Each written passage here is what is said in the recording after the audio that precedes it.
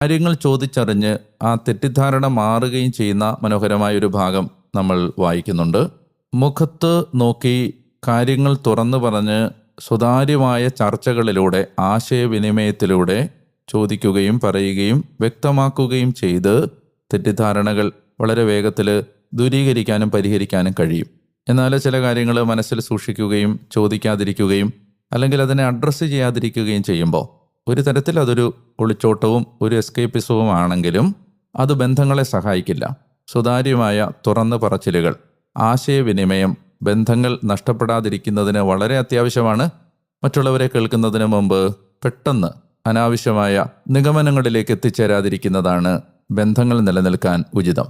Bible നമ്മൾ വായിച്ചു വന്ന ഈ വഴികളെല്ലാം നാം ഓർത്തിരുന്നത് പോലെ ഉടമ്പടിയുടെ പുസ്തകമാണ്. പ്രധാനപ്പെട്ട 6 ഉടമ്പടികളിലൂടെയാണ് ബൈബിളിൻ്റെ കഥ ഇതൾ വിരിയുന്നത്. അങ്ങനെ ഒരു പ്രധാന